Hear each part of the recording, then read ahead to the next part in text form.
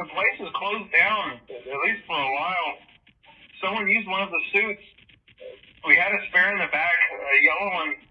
Someone used it. Now none of them are acting right. Listen, just finish your shift. It's safer than trying to leave in the middle of the night. We have one more event scheduled for tomorrow, a birthday. You'll be on day shift. Wear your uniform. Stay close to the animatronics and make sure they don't hurt anyone, okay? For now, just make it through the night. When the place eventually opens again, I'll probably take the night shift myself. Okay, good night and good luck.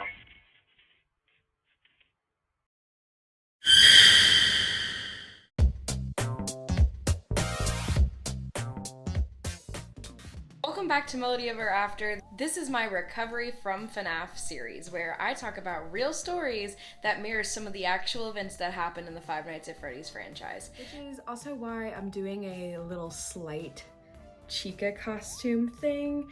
If you went to high school with me, you probably already make fun of me anyway, so carry on. Five Nights at Freddy's is a fictional game series, obviously.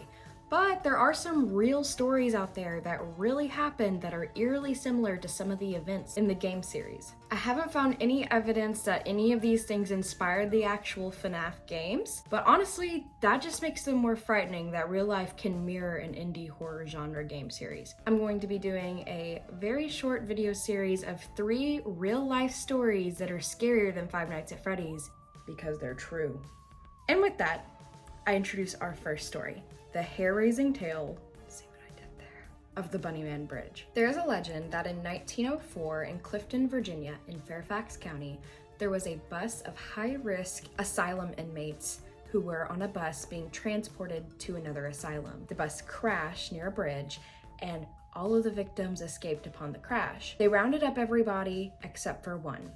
There was one prisoner named Douglas J. Griffin who was nowhere to be found. He was completely unaccounted for, so they loaded up all the prisoners back on the bus, took them to the asylum, and got everyone situated. But Douglas was gone. He was known to be a psychotic murderer, apparently. Soon after the crash, kids in the town who were playing in the woods started to notice that there were a lot of bunny rabbit corpses all over the forest floor. They were half eaten, they were gutted. It was really gross. But eventually the rabbits stopped. People assumed that this escaped convict was eating rabbits near the crash site to stay alive, and eventually he died. Then, one Halloween night, a group of kids was hanging around a bridge in Clifton, Virginia, and some kids were too scared to get too close to the shadow of the bridge, so they stayed back. Those kids reported seeing a flash of bright light like an orb, and when their eyes adjusted to the darkness again, all of their friends who had been under the bridge that Halloween night had been strung up like rabbit corpses and they were gutted. The rumor is, if you visit Bunnyman Bridge in Clifton, Virginia on a Halloween night, you'll end up just like those rabbits and just like those kids. That's the legend anyway, but it doesn't have a lot of credibility to it. It's kind of just like the sources trust me, bro. Number one, there was no reports, no records of an asylum being anywhere near that area, as well as there was no records of any prisoner or patient at any psychiatric ward around that area around that time named Douglas J. Griffin. But in 1970, in Fairfax County, Virginia, there really was a Bunnyman. So the question is, which legend came first? On October 29th in the year 1970, a couple was sitting in their car near what is now known as the Bunnyman Bridge. They reported seeing a man emerge from the woods, and he was wearing this full white suit with a hood that had bunny ears coming down the sides. They said the man came out of the bushes and was wielding an axe, and they reported that he said, "You guys are trespassing, I have your plate number, get off of my property," and then threw the axe into the couple's car, breaking the windshield. And the wife, or the fiance, they were engaged, actually remembers taking glass shards out of her hair. So the couple obviously reported that to the police, and 6 officers appeared on the scene. That is when they met Paul Phillips. Paul Phillips was a security guard for a private construction company at the time. He reported seeing the same man in the same bunny costume just a block away. He went up to the bunny man because he seemed confused and disoriented, I'm assuming, and he tried to reason with him, tried to talk to him. But Paul told the police officers that when he spoke to them, the Bunnyman said, "You guys are trespassing, don't come any closer to me or I'll bash your head in."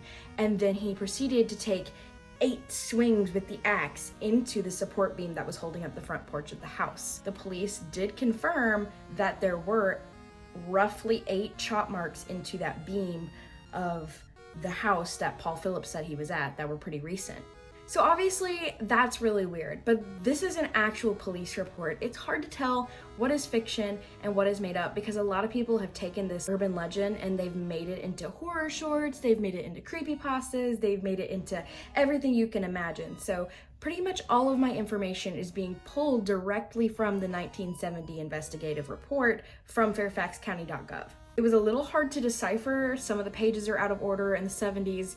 It wasn't easy to create a doc. You can't just get on Google Docs and type all this out. Like, it was a little bit more difficult, but I'm confident that I've transcribed it to the most efficient way possible. After the 6 officers investigated the area, they went to the area that the couple said they were sitting in their car across the street from a family member's house. They went to the house that Paul Phillips said he saw the Bunnyman at. The police could not find the Bunnyman anywhere. Then, just 2 nights later, on Halloween of 1970, a man called the police department and said that he was getting an unknown call from an anonymous caller.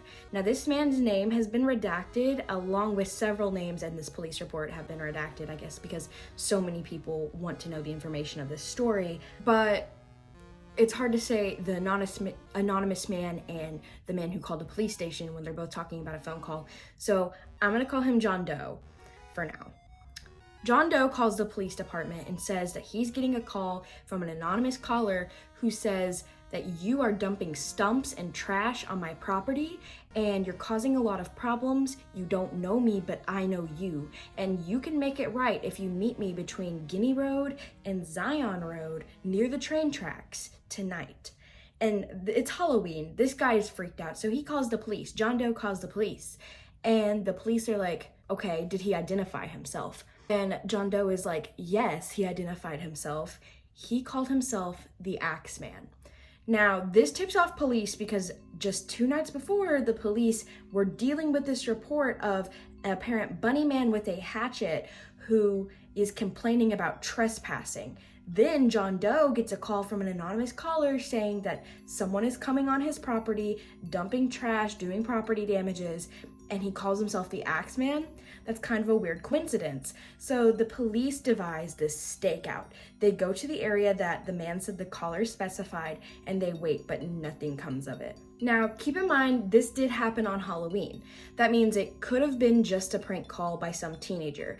John Doe said that the man on the phone said like he was in his early 20s, sounded like he was in his early 20s, and he sounded scared, like frightened. His voice was higher pitched, kind of quick toward the end of the call, like he was scared. So it could be a prank call. But I feel like if it was just a teenager doing a prank call, and somehow the teenager had heard about the bunny man with the axe, the teenager would have said something along the lines of, "I am the bunny man," and not, "You're doing property damages to my property, get off of my property." That's not really a prank call thing to say. I'm just saying, I don't really think it was a prank call based on what I've read. John Doe also said that this anonymous caller sounded really familiar, but he did not know where he recognized the voice from, which is something to consider. It could have been someone prank calling, but I don't know. I just think that's a really weird thing to prank call about. "Hello, John. You have done damages to my property. Since you cannot respect my land, we are going to play a game." What? So the newspapers are reported and the police let the information out just to tell everyone to be on high alert, lock your doors, whatever. "He's climbing in your windows, he's snatching your people up, hide your kids, hide your wife." Articles go out in the newspaper about the police encounters. Soon, adults are telling their kids to stay inside and everyone is starting to spread rumors about this bunny man. It's crazy. There's a man in a bunny suit. That's wild. These rumors are spreading all over town. The last actual report of the Bunnyman's presence was from a parking lot attendant who called the police station and says he had information about the Bunnyman. The police come to the parking lot and the parking lot attendant shows the police this car that had a partially concealed bunny suit lying in the front seat.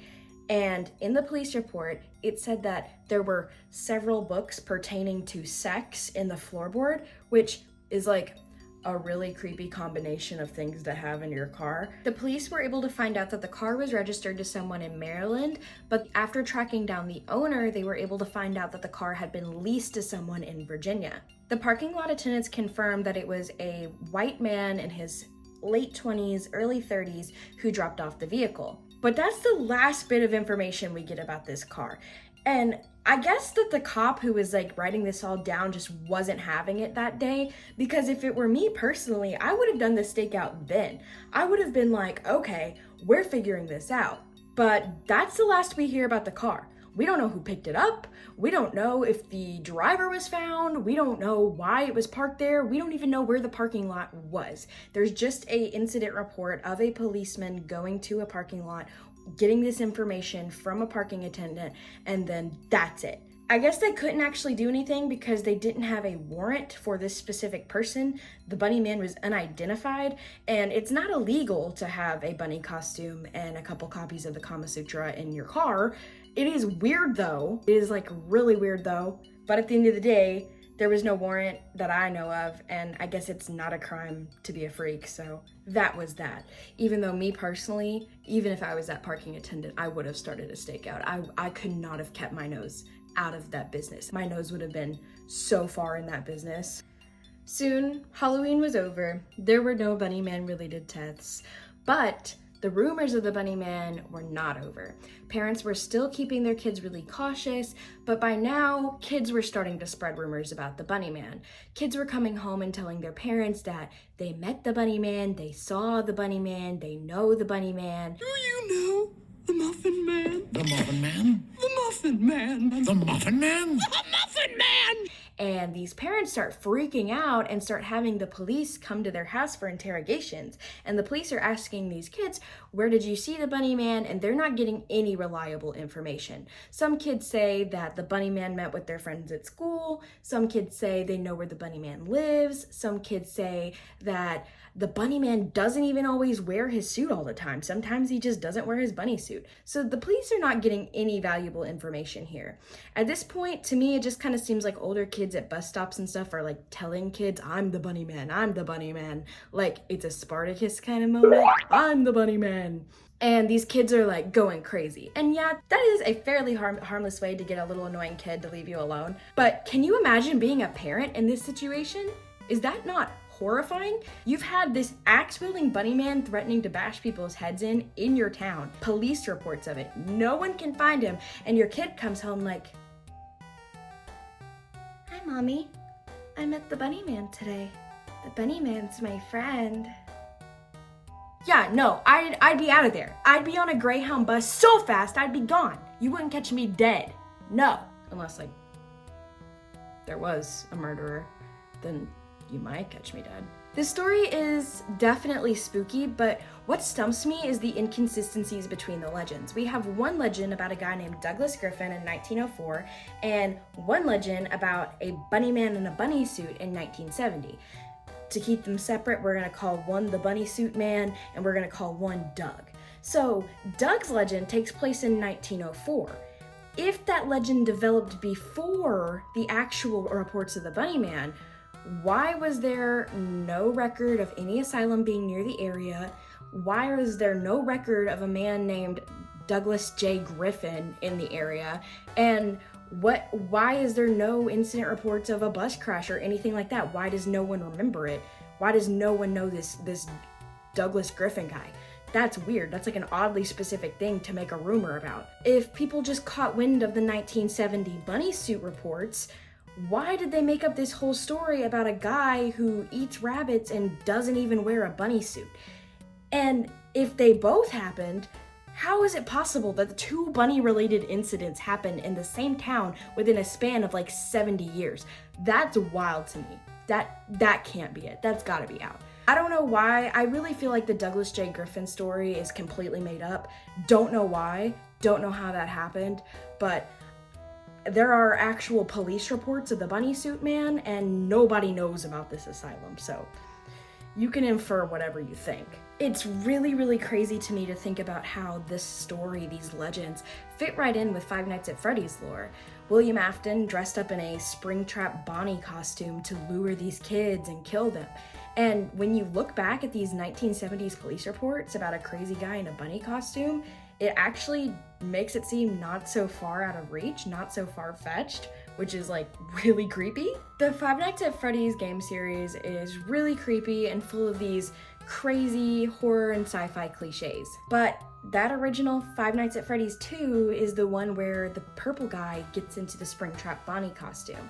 And that really scared me as a kid. Purple guy, or William Afton, will forever, in my mind, be this bunny suit wearing Pied Piper child murderer monster. I'm just gonna say, thank God I'm not from Fairfax County, Virginia, because if there was like a Bunnyman legend in my town, I don't think my mental health would be like where it is now. I would be extremely anxious about that. That would freak me out super bad. Today, almost everybody knows that the purple guy in Five Nights at Freddy's 2 was William Afton. But when the game first came out, it wasn't that clear. It was a mystery who the man in the bunny suit was. Just like the bunny suit man in Fairfax County, Virginia. If you enjoyed this video, I'd really appreciate it if you liked and subscribed. I've got 2 more real stories that are scarier than Five Nights at Freddy's coming up. Until then, you've been watching Melody Ever After. Until next time.